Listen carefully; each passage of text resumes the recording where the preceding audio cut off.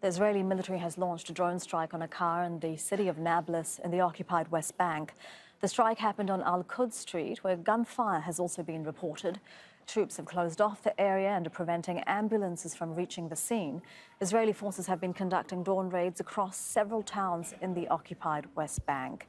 Our correspondent Mohammed Jamjoom is joining us live from Ramallah in the occupied West Bank. And Mohammed, another night of raids, bulldozers once again being used. What's been the result of the latest raids?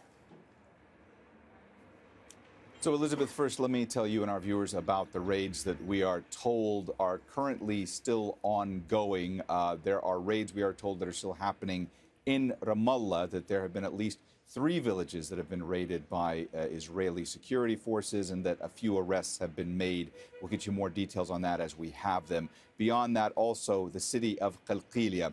We're told that there were several arrests made in the raids that are still going on, that several neighborhoods were stormed by the Israeli forces and homes were stormed there as well. Now, let me talk about another significant raid that you just mentioned a moment ago. That, of course, happened in Nablus. We're told that that is over, but that there were more than 20 military vehicles. There were armored bulldozers that went in to the Balata refugee camps, that there were intense clashes that had been happening when the Israeli army was there. And as you mentioned, that there was a car that was struck by an Israeli drone.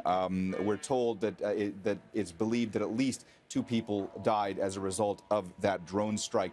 Beyond those raids that we just mentioned, also raids in Tulkarm, in Hebron, in Jericho, and in Bethlehem. And again, this just really paints the picture of how life is here throughout the occupied West Bank each and every day, wherein there are on average at least 40 raids happening, really very much part of the fabric of daily life for Palestinians. This is something that concerns them so much. When we go to these areas that have been impacted by raids, where the Israeli army has gone in the aftermath of these raids, whether they be villages, towns, cities, refugee camps, what we hear all the time from Palestinians living there is that this is a form of collective punishment, because they say the tactics utilized by the Israeli army is that, as you mentioned, they go in with these bulldozers, they tear up roads, they cut electricity lines, they cut water lines. And a lot of the Palestinians we speak with, they tell us that they believe this is a tactic being utilized more and more by the Israeli army to try to turn civilians against